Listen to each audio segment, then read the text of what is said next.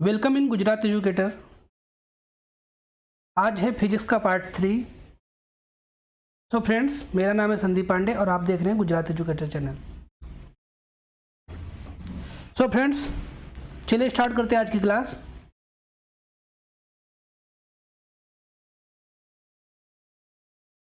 So friends, आज का पहला क्वेश्चन है, किसी मनुष्य के शरीर का तापमान सामान्य तापक्रम क्या होता है? 65 degree, 95 degree, 98 degree, 99 degree Fahrenheit की बात हम कर रहे हैं। आपका टाइम स्टार्ट होता है।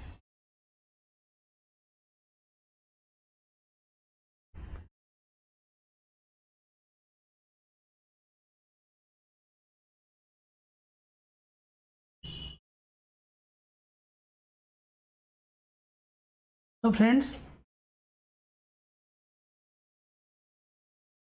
आपका समय पूरा हुआ। तो फ्रेंड्स, इसका राइट आंसर है 98 डिग्री फ़ारेनहाइट। अगला क्वेश्चन, ऊष्मा का सबसे अच्छा चालक क्या है? ऑप्शन ए चांदी, ऑप्शन बी सोना, ऑप्शन सी तांबा, option D aluminium. Time start now.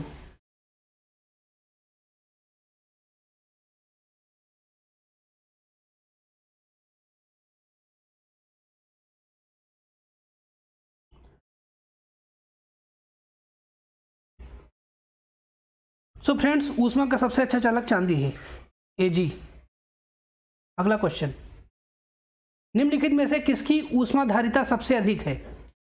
Option A benzene, option B जल, ऑप्शन सी स्वर्ण का टुकड़ा, ऑप्शन डी है लोहे का टुकड़ा। Time start now.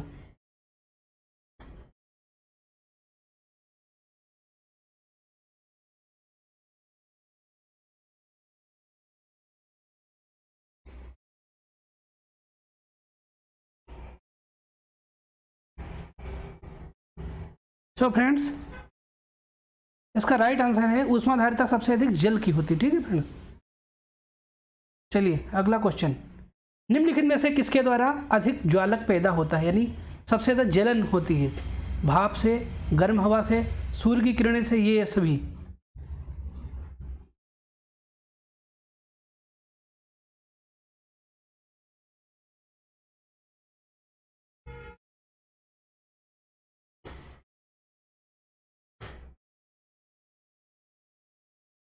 So friends, इसका राइट आंसर ऑप्शन नंबर है भाप। भाप जो है सबसे ज़्यादा ज्वालक होती है।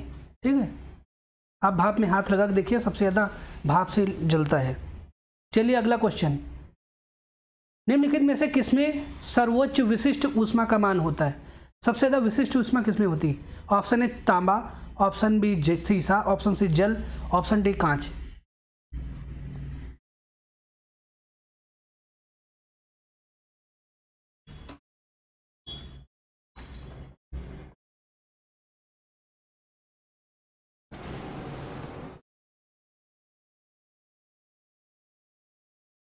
सो फ्रेंड्स, इसका राइट आंसर है ऑप्शन नंबर सी जल।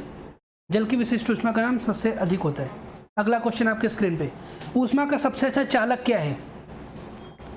चांदी, तांबा, सोना या इनमें से कोई नहीं? ऊष्मा का सबसे अच्छा चालक।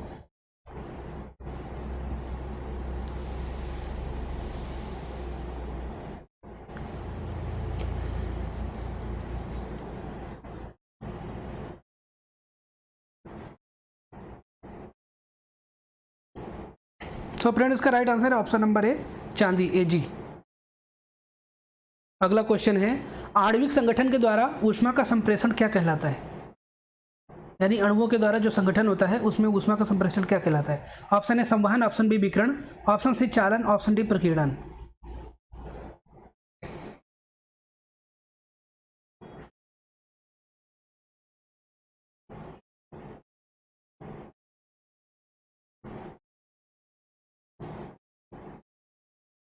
सो फ्रेंड, इसका राइट आंसर ऑप्शन नंबर है संवहन। आणविक संगठन के द्वारा ऊष्मा में जो संप्रेषण होता है उसे संवहन कहते हैं, संवाहित होते हैं अंदर। अगला क्वेश्चन आपके स्क्रीन पे, निम्नलिखित द्रवों में से कौन सा ऊष्मा का बहुत अच्छा चालक है? इन चारों में से सबसे ज़्यादा चालक ऊष्मा का सबसे ज़्यादा कौन है? ईथर, बेंजीन, पारा या पानी?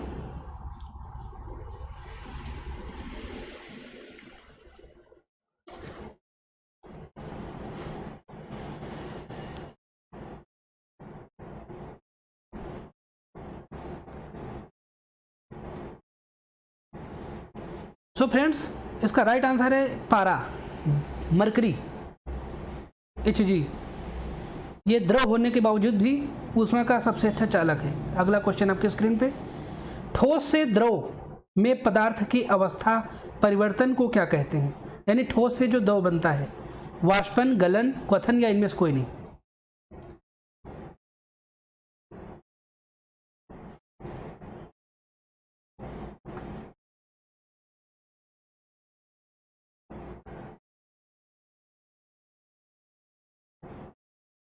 सो फ्रेंड, इसका राइट आंसर है, जो ठोस से द्रव में बदलते हैं पदार्थ, उस अवस्था को क्या कहते हैं बताइए? सो फ्रेंड, इसको कहते हैं गलन, यानी गलते हैं। ठोस से द्रव में जब बदलते पदार्थ गलता है, इसे ही पदार्थ का गलनांक बोलते हैं। अगला क्वेश्चन आपके स्क्रीन पे, ठोस कपूर से कपूर वाष्प बनाने की प्रक्रिया को क्या कहते हैं? ऊर्ध्वपातन, वाष्पीकरण, पिघलना या इनमें से कोई नहीं।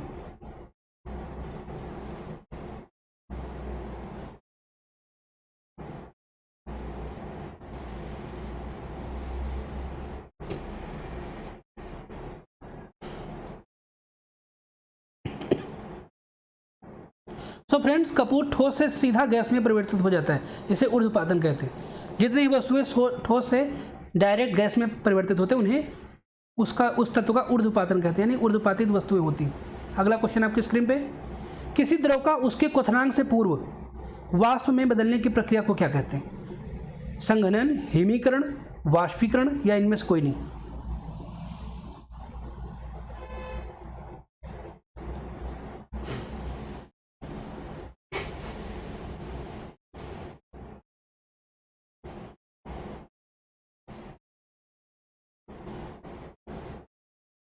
सो फ्रेंड्स, जब कोई द्रव अपने गलनांक से पूर्व अपने क्वथनांक से पूर्व ही गैस में वाष्प में बदलता है, तो उसे उस तत्व का वाष्पीकरण कहते हैं। ठीक है।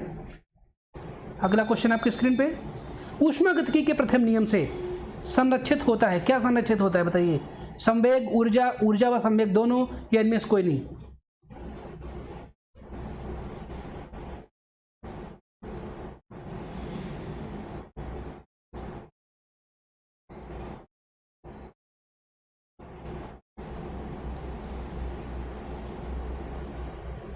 सो फ्रेंड्स, इसका राइट आंसर है ऊर्जा। ऊष्मागतिकी के प्रथम नियम में ऊर्जा संरक्षण के आधारित है। अगला क्वेश्चन आपके स्क्रीन पे, यदि किसी स्थान के तापमान में सहसा वृद्धि होती है तो आपेक्षिक आर्द्रता का क्या होता है? बढ़ता है, घटती है, स्थिर रहती है या इनमें से कोई नहीं?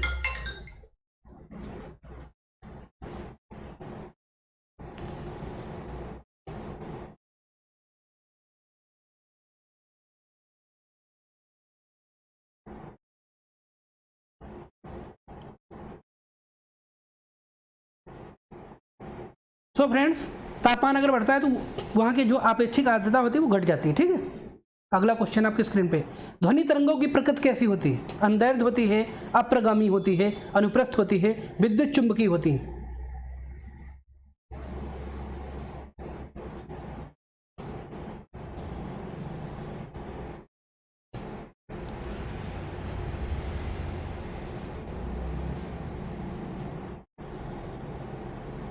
सो फ्रेंड, ध्वनि तरंगे जो हैं अनुदैर्ध्य होती हैं। ठीक है फ्रेंड्स।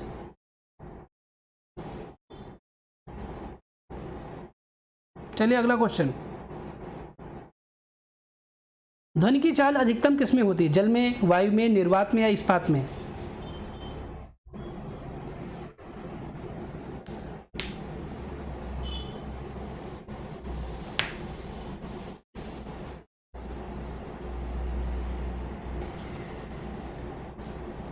सो फ्रेंड्स, ध्वनि की चाल ना तो जल में, ना तो वायु में, ना निर्वात में तो बिल्कुल भी नहीं होती है।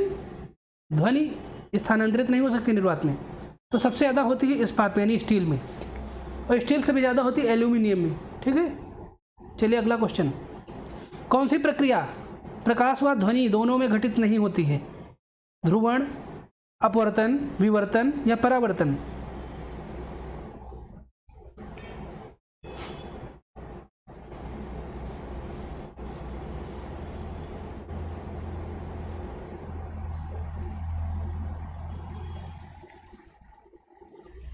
सो फ्रेंड इसका राइट आंसर है ऑप्शन नंबर है ध्रुवण।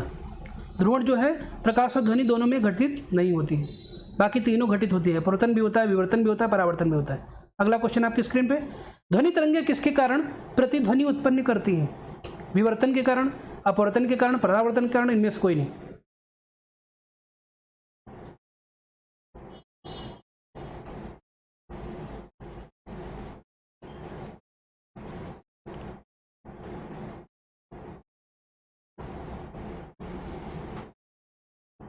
सो फ्रेंड ध्वनि तरंगे प्रतिध्वनि जो उत्पन्न करती है वो परावर्तन के कारण होती है, इसलिए option number C is the right answer. Option number C is the right answer. अगला क्वेश्चन, रेडियो का समस्वरण स्टेशन उदाहरण है, यानी जो रेडियो में समस्वरण होता है यानी आवाज़ जो गूंजती है वो किस चीज़ का उदाहरण है? अनुनाद का है, अपवर्तन का है, व्यतिकरण का, परावर्तन का है। What is the right answer of this particular question?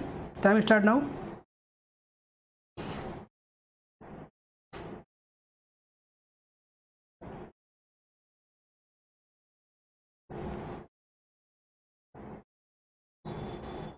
So friend इसका राइट आंसर है ऑप्शन नंबर है अनुनाद।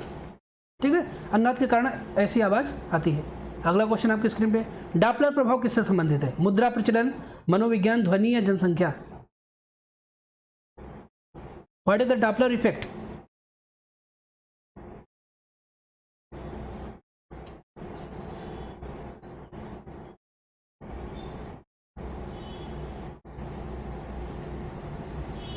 सो friend Doppler effect is related to sound, ध्वनि से संबंधित है डॉपलर प्रभाव। अगला क्वेश्चन आपके स्क्रीन पे और आज का लास्ट क्वेश्चन, कौन सी तरंगे शून्य में संचरित नहीं कर सकती, यानी निर्वात में संचरित नहीं कर सकती? ऊष्मा, ध्वनि, प्रकाश या इनमें से कोई नहीं?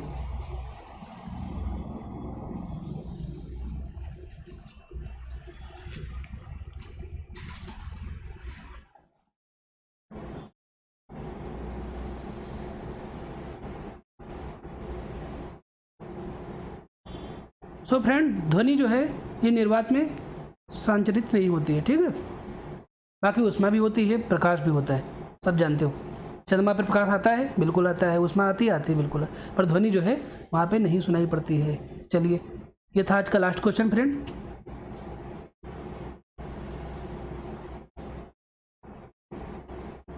आप हमारे चैनल को लाइक कीजिए, सब्सक्राइब भी कीजिए और बेल आइकन के बटन को दबा लीजिए अगर ना दबाई हो अभी तक, और हमारे कमेंट जरूर करके बताइए कि आपको हमारी क्लास कैसी लगती है। ठीक है फ्रेंड्स, चलिए, thanks for watching this video class. आपका क्लास देखने के लिए बहुत बहुत धन्यवाद। हम फिजिक्स का पार्ट 4 कल प्रसारित करेंगे। तब तक के लिए नमस्कार।